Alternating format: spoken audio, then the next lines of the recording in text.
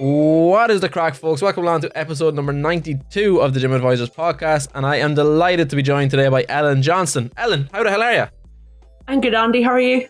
I'm not too bad, not too bad. Very late night last night. I was up. As we record, it is my kiddo's birthday, two-year-old in the house now, and I was up till 2:30 putting together her birthday present. So that was not good. Not good. And we've had it in the house for far too long for that to be a reason.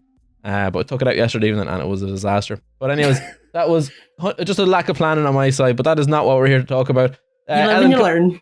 You live and you learn. Yeah, our third birthday present is going to be perfect and put together months in advance. Ellen, come here, tell us a little bit about yourself. What has you in the fitness industry? So I suppose my name's Ellen Johnston. To start off with, I come from the hills of Donegal and a small town called Killybegs, located directly on the water, which is lovely. I'm very lucky in that sense, but I feel like we take it for granted as well because we see it every day. And then what I do for a living is I'm a personal trainer, and then I'm also an online coach as well, and I hold a qualification in nutrition also. Yeah, that's when we've talked about this a good bit in the past. Is just that you're and mine too, the fervent belief in qualifications, because there's too many spoofers out there. But we'll get to that. We'll get to that down the line. Let's go a little bit further back. Not that you're a young person in the industry, so it's not too far to go back here. But what part of growing up did health, fitness, sport, all that sort of stuff? Were you a part of that world growing up? So growing up, I would have played a lot of sport, a lot of team sport. Gaelic football was always kind of my main area. I think I started playing around the age of 7, I think I might have been, because I would have heard the boys at school being like, oh, I'm going to train this evening. And I was like, oh, like, what training is that? And they're like, oh, football. So, of course, when they were doing it, I wanted to do it too.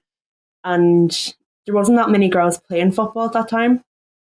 So I started playing Gaelic from that age, and then kind of picked up a few other sports along the way, like soccer, basketball, even played badminton for a while. But Gaelic was always kind of the number one. And I was very lucky in the sense that I remained injury free up until the age of 14, until my run of luck ended pretty sharply when I tore my ACL. So I was pretty young at that point. I was 14. Jesus. And anyone who knows what an ACL is, it's pretty much any athlete's worst nightmare, because unfortunately it comes with a 12-year stint on the 12-month stint on the sideline. So that was pretty rough. And then that was kind of the first part of my life where I was kind of forced to look for activity outside of a football pitch or a court. So obviously, me in my bedroom, set of 3-kilo dumbbells was kind of where it started. So I was out for about 16 months, including recovery and the operation. But I didn't really understand nutrition, had very little nutritional knowledge, because I was one of these people that decided eating 1,200 calories a day was a good idea. Especially when you're recovering from an operation, not a good idea, would not recommend. So obviously you're back in the pitch, and I had this notion that, you know what, like the lighter I weigh, the better my chances are of this not happening again. Didn't work out that way, because obviously you need energy to build muscle, wasn't feeling my body properly. And then 2 months later, kaput, bad tackle, brought me down, and that was the end of my Gaelic career. At the end, at the age of 16. So the same knee? Same knee. Oh. I know. Because you felt that before, so you know probably very, very quickly what's happened there. Like, I went down and I just remember thinking, oh my God, like my ACL's gone again. This was the only thing I cared about. But then I just saved a goal and the ball was in front of me, and our manager was like, Ellen, get up. And like, you're kind of in that fight or flight. So I was like, obviously, get up and fight. So got up, kicked the ball up the field, and then I could just feel like, I was like, not good. And then kind of messed around a few months, like just going to physio and stuff, kind of hoping that I wouldn't need any kind of intervention. Went off to see my original consultant, and his words to me was, you can't play football again, but if you lost weight, you'd be fine. Oh, wow. And I was like, okay. I was like, this doesn't really match up with like not being able to play football, but if you lose weight, you're fine. So I was like, right, grand. Lost weight, was no better. But then, like that, COVID kind of had just happened. This was in the January, and then COVID hit in March. So kind of had like a month or two of just kind of feeling sorry for myself, having a pity party. And then I started actually getting properly into looking after myself, training, and kind of learning that just because you can't play sport doesn't mean you can't be physically active. Because I always had this mindset that if you weren't part of a team, like what's the point in looking after your health? Like no point in eating properly, no point in training. But there's every point, because not only is it going to help you currently, but way down the line, like when you're older, it's going to have massive health benefits, which nobody talks about. Like we should be taught this stuff in school, but we're not. Yeah, it's a big bugbear of mine, and I think I've talked to a few people who are a bit closer to my age anyway, and we've always talked like, oh, it was this way back when we were growing up, and I hope it's changed a little bit now. But you're not long out of school, so you're nothing has changed. Last year. Did it even last year, and nothing has changed really in terms of kind of holistic education? No, okay, definitely not.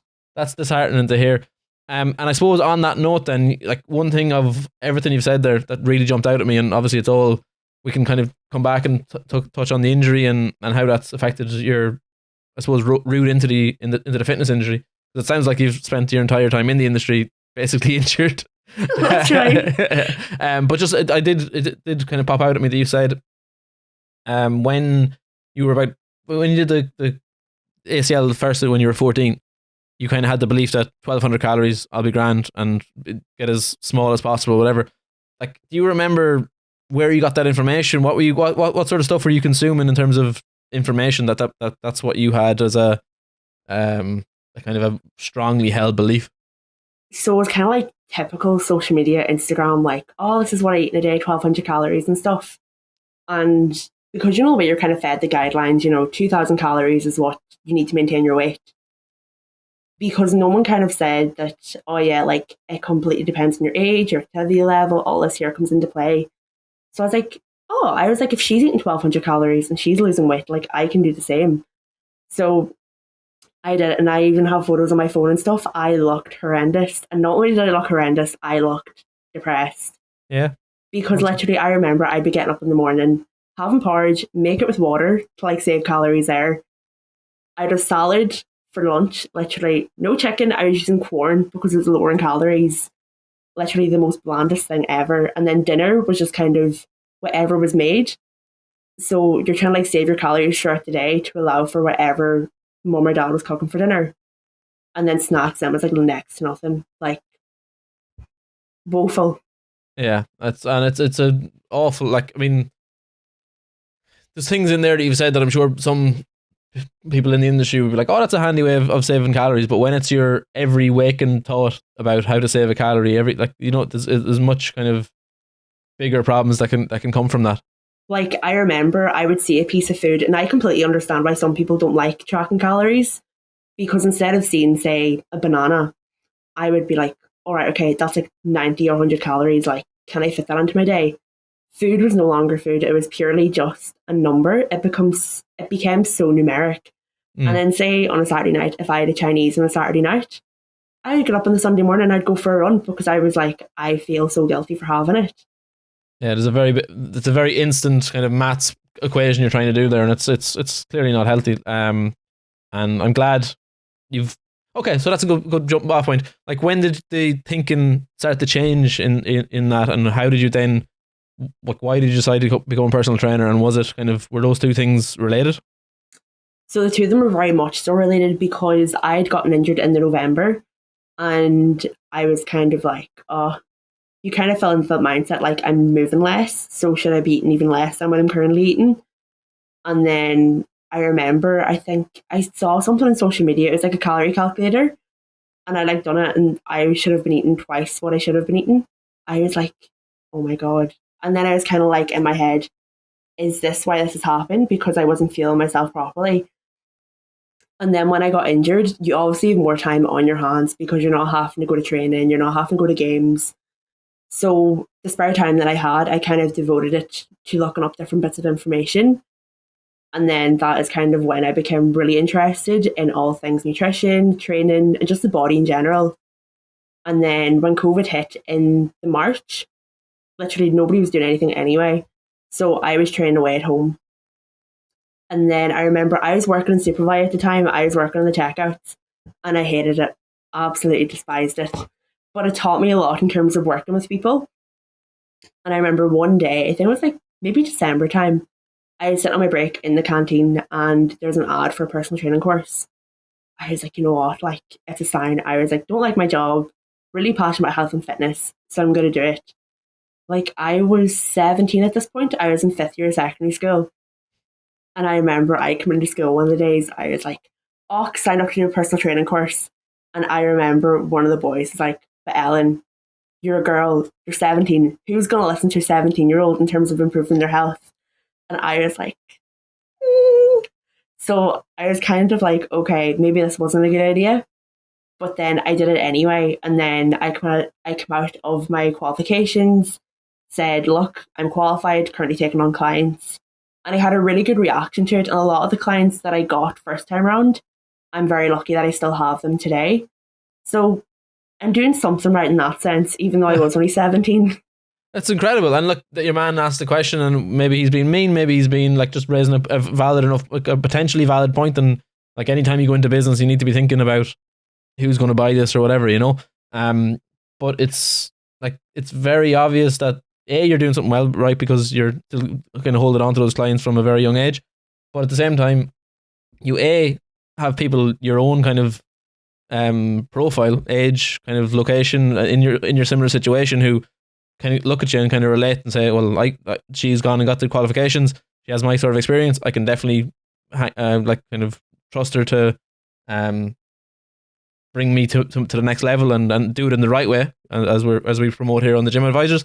But also, like, as you get older and as you kind of get more experience and as you work with different types of people, you then have a track record of working with different types of people. You can't arrive into the industry able to work with every type of person, with every type of goal, with every experience level, with all that sort of stuff. So that stuff kind of grows as you get experience anyway. So while he may have been mean, he may have been constructive. It's a kind of a good question to ask at the very beginning anyway, and something that if you've thought about, you can solve the problem, because it's not an unknown anymore. Interested though in terms of your, as I said, your knee and how you have become a personal trainer from that, like basically directly from that. How does your history of knee injuries affect how you coach and approach the kind of fitness industry and even just down to individual sessions? So when a client starts with me, I'll ask the standard question, kind of, what's your training experience? Have you had a trainer before? And then I'll also ask if they have any history of injury. It doesn't matter how small the injury might have seemed at the time. Like, I want to know about it.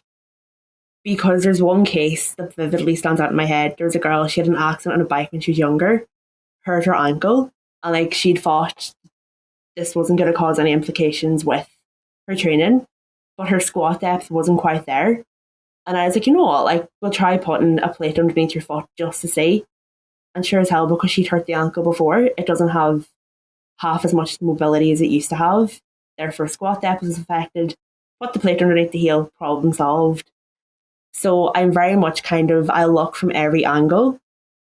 Like if someone's injured and say they can't work out the way they'd like to work out or they would have done in the past, I am in a great position to be able to empathize with people, because you have some trainers and they could be really, really good at their job. They could have all the qualifications in the world. But if they haven't been injured themselves or have suffered a long-term injury, say like if you come to them and you could have someone recovering from, I don't know, like that, your ACL, and they're like, you know what, like, don't feel comfortable squatting, don't feel comfortable doing plyometrics yet. That trainer could get very frustrated with them. But because I've been there, I'm like, you know what, like, we'll do what you're comfortable with and then we'll gradually build it up. And then even if, like, I have a couple people now like that, all comes back to the knee injury. I have 2 people that currently have knee injuries and we're just working around it, because I will never push somebody past what they don't feel comfortable with, because I know I wouldn't like to do that, because at the end of the day, it's taking it slow and steady and not running before you're able to walk in that kind of sense. Well, I'll tell you what, you've mentioned 2 kind of strands of it there. One is that you can empathize with people who had those injuries, and that kind of again puts the personal into the personal trainer, and the individualized kind of online coaching that you do as well. But one thing that really stood out there as well, and it really annoys me, is that if you have one way of working in terms of like, I get everyone to do squats, like everyone nearly has the one plan, and like we bring them in, and it just kind of, they flow through my funnel or whatever, in terms of, and then you get a before and after picture and all the nonsense that does go on. Don't even. But, well, we might come on to them. We might come on to them, but just in terms of, that's like, if you're doing that, and that's kind of how you've only one way of working, you're not flexible there in terms of like, oh well, Ellen has this injury history and we need to work around that or whatever, or Andy has this kind of fear of doing a certain type of exercise, or doesn't want to do it, or again doesn't want to do before and after pictures, or doesn't want the scales and wants to measure progress in different ways. If that frustrates you and doesn't fit into your kind of way of working, you're not a personal trainer. You've developed one plan, and you've no flexibility whatsoever, you know. So that is one big gripe that I have, that you're not a personal trainer if you're getting frustrated when someone comes in and says, I can't do this. Now look, sometimes people need a little bit of a push, but there's a big difference between not working around that sort of stuff and giving a little bit of motivation, a bit of accountability, you know, and putting the person in the best possible position to succeed. I'm really interested as well in terms of your use of social media, because you talked about kind of the negatives of social media in terms of what that's where you kind of would have got your information of, I saw somebody online who was eating 1,200 calories, so I'm going to eat 1,200 calories. But you would use it as well, as everyone has to these days. But like, what has your experience affected how you, or how has your experience with social media affected how you use social media? So I suppose social media is one of those things. It has a lot of cons, but it also has a lot of pros. So in terms of working as a fitness professional, it has given me a space that I can promote myself and show what I offer and how I coach, but also kind of like show little insights into my own training and kind of my own nutrition, because people like to know that you're actually training yourself, or you're actively working on yourself, and that you're not this shining example of what health and fitness should be.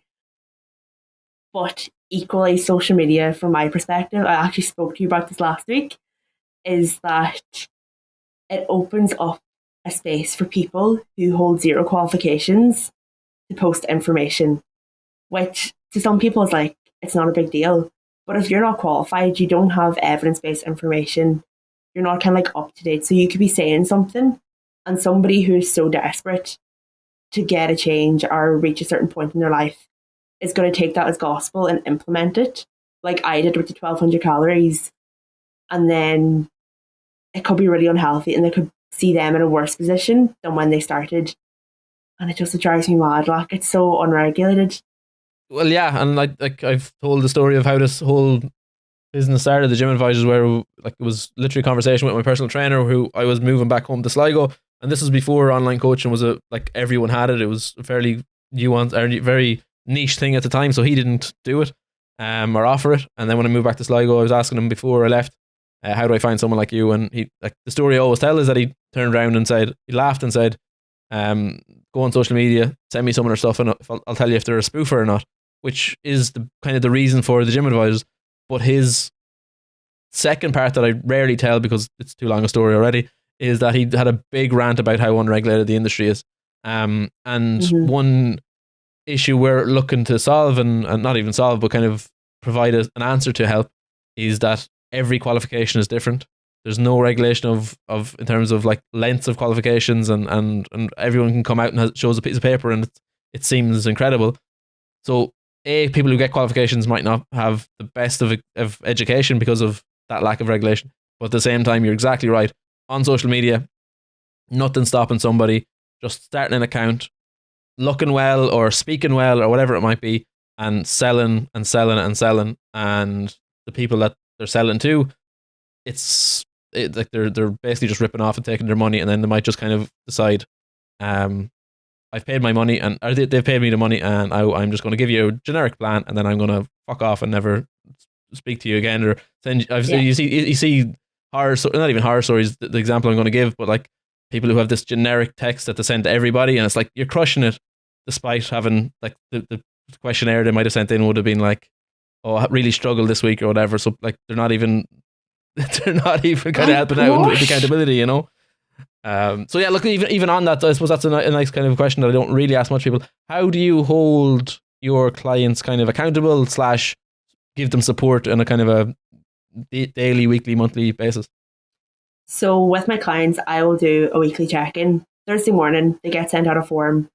And then in the evening, on a Thursday, sometimes it might be Friday, depending on my schedule that particular week, I will do video feedback, because at least then they know that the feedback they're getting is specific to them.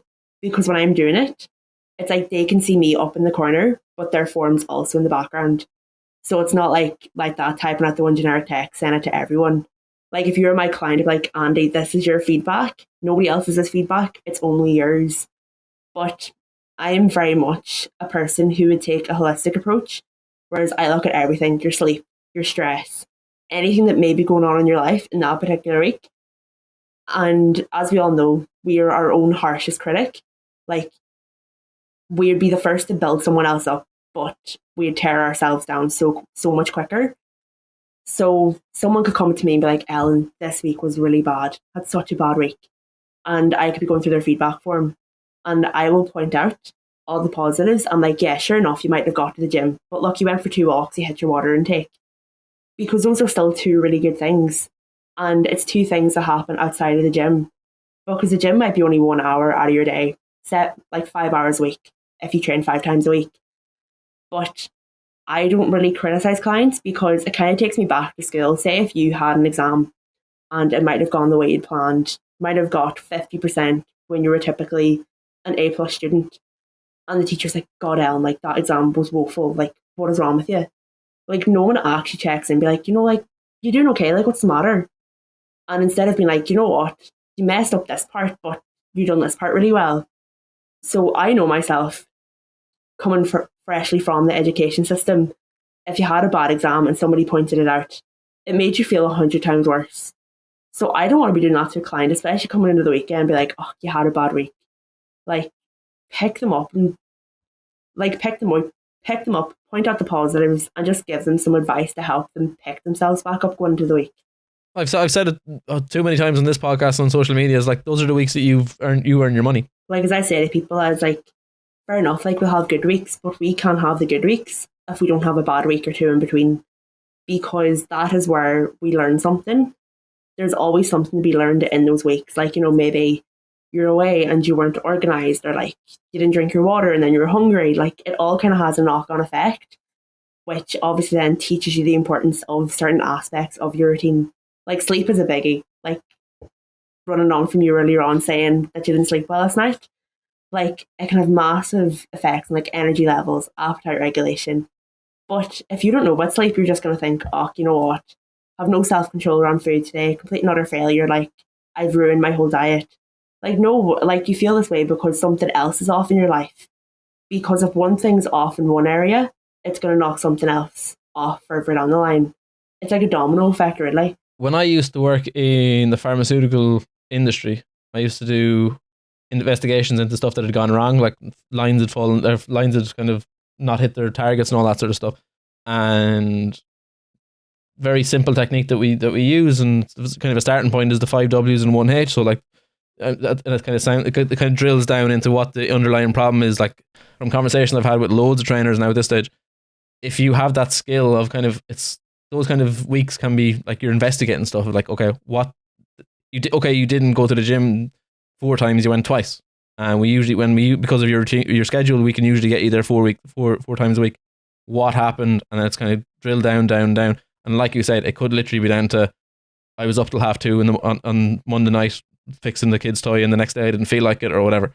And then you just put things in place where for her 3rd birthday, I will have her present built weeks in advance, or something like that. So there's a lot of kind of detective work that goes on with kind of personal training, but nearly more so with the online side of things, Moving on a little bit, so what do you think are the biggest misconceptions, the most common misconceptions about health and fitness, and how do you specifically address them in your coaching?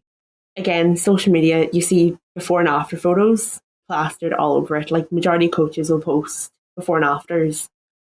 And a lot of people, like especially the people that I coach, they don't want their body plastered all over social media. And I will always say that to people, like, take your progress photos for yourself. You can show them to me if you want. You don't have to. And if you do choose to show them to me, they're not going to go anywhere else. Like, I will never post them, because someone could look at this transformation on social media. Person might have lost, like, say, 10 kg, and they've gone from looking pretty not overweight, but like a little bit of fat around their midsection, and then all of a sudden they're like really shredded. But there's no kind of mention about the things that they had to do to get there. It could have been really, really unhealthy, and they could have sacrificed their psychological health in the process. But people get so fixated because we're very much outcome focused as opposed to process focused. So we want the end result. We want to know what we're going to get for our money at the end of it all. Whereas I'm very much process focused. Like, I would far rather educate people on the changes around mindset. Like, say, for example, someone comes to me and they believe they can't go out for any meals at all with their friends because it's going to derail their progress. Like, no, like, I've had clients now, they can go out and enjoy their meals with their friends and know Monday morning, if they weigh in, the scales are going to be up, no big deal, and go back into it. Like, people think health and fitness, or if you get a trainer, it's all just workouts and nutrition, nothing else. But there's so much more within that, like your relationship with your body, your relationship with exercise, relationship with food and the scales, and just how you feel about yourself and your overall quality of life. Like, it exists on a spectrum. It's not just as black and white as people seem to think it is. And a lot of people think as well they can't, say, enjoy these occasions out. But I believe in compromise rather than sacrifice. Like, you don't need to sacrifice making all these happy memories in the name of a progress photo. Like, because you're going to remember the memories you made, not how much you weighed or how many calories you ate or how many calories you didn't eat. I tell you, Ellen, usually when I ask a question, it kind of goes on to a larger conversation about something that you've mentioned or whatever, but I think you've absolutely summed it up perfectly there, so I'm not even going to ask a secondary or follow-up question to that. What is the biggest challenge you have in your work? What's the most, either the biggest challenge you faced or kind of most common thing that people are coming to you looking to achieve? Ooh, that's a good question. I'd say it's definitely about the relationship with scales, because people get so fixated on the number on the scales. Say, like, you could be hitting your calories, you could be hitting your 4 sessions a week, hitting your step target, and your weight doesn't budge, and people get really disheartened, and they can be like, but Ellen, like, my weight hasn't budged, I'm doing everything, like, do I need to cut my calories? And there's no, like, especially if you go back to slimming clubs, right, they don't be like, you know what, like, you could be resistance training and you could be gaining muscle, but because you're building muscle, the scales aren't going to change. So because somebody isn't seeing the results they feel they should be seen on the scale, it comes back to, like, you know what, this isn't working. I'll just go back to the way I was before because this isn't the way that I think it should be going. But it's about gradually kind of implementing little other metrics of progress, like how you feel in yourself, your energy levels, your mood, like progress photos, measurements, everything else. Like, the things that are most important can't be easily measured. The scales is too easy of a measure. So in my opinion, it's not that important. Like, fair enough, it serves its place. Like, especially if you're saying you're competing in a sport that is kind of like weight category based, then fair enough, like, you're going to have to make weight. But for everyday living, who says you need to be like 64 kg to walk around the beach in a bikini or whatever? It absolutely drives me mad, just in terms of height. Like, height differences make a massive difference. Like, so someone who's a 5 foot nothing, the slip of a man or woman or whatever, like, what their number relates in no way to someone who's 5'10", 6 foot, whatever. So, like, it's just a random number that's kind of, it's grand if you want to know about it for a bit of progress, but as a measure of progress or your worth or anything like that, it doesn't make sense, simply because there's too many other variables around it. And that's before you get into the reasons why scales might go up and down individually, like from a day-to-day basis or whatever, you know?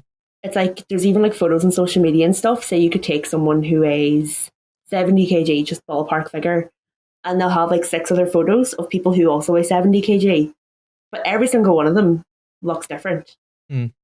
Because obviously it can come back, like, as you said, your height and your kind of like your fat distribution and like how much muscle mass you have. But because people get so bogged down by the scales, they don't see outside of that and all the other things that can affect it. It's the lowest common denominator of fitness and health and whatever. It's just it's a bit of a non. Well, look, some people want it for progress and in like tracking their individual progress, but like in terms of a larger thing, a larger kind of societal thing, it's a bit of a nonsense simply because it's literally one number and you can't learn anything from just one random number, you know. Ellen, I think we have set the world to right. So only one thing left to do then is, because we have a playlist on Spotify, the previous guests have added 3 songs to. I want you to do the same. So have you got 3 songs you want to add to the Gym Advisors podcast playlist on Spotify? Ooh. I'm like one of these people where like my music differences are like absolutely massive. So it's a lot of like rap and kind of like pop in there. So first one is probably Lose Yourself by Eminem. Classic. I think it's like a good solid gym song. And then number 2 has to be Hurricane by Kanye West and The Weeknd in there as well. Like when I was deadlifting, ultimate PB song. If you're going for a PB, that was on in the background. If you take nothing else from this podcast, just that song for your PB efforts. That's all you need to know. If you want to hit a PB on bench, squat, deadlift, Hurricane is your song. Okay. Guarantee it. The Gym Advisors podcast does not accept responsibility for any PBs that are missed by listening to the Hurricane. Sorry, Ellen, go on. Just got to take care of the legals, you know? Exactly. And then number 3 is probably Superheroes by The Script. That is class, Ellen. Thank you very much. Appreciate that. Look, there's always people who want to kind of follow our guests and stuff. Where can people find you on social media? So Instagram is my main one. I'm pretty active on there every day. So you can find me. I actually changed my username. So it's Ellen Johnston PT. So you can find me a lot easier. And then I would use TikTok as well, but I don't really be active on that. But if you want to follow it, go ahead. It's e.j.health and fitness. That hasn't been changed yet. And that is pretty much it. Brilliant, Ellen. This has been an absolute pleasure, and I look forward to seeing what you go on to do, and I'm glad to be a small part in your health and fitness career, because we need people like yourself to help change the world. As highfalutin as that sounds, that's kind of what we're trying to do. Well, thanks very much, Ellen. You've been great. Thank you very much for your time. Thanks for having me. Brilliant. To the rest of you though, as always, hasta la fitness, baby.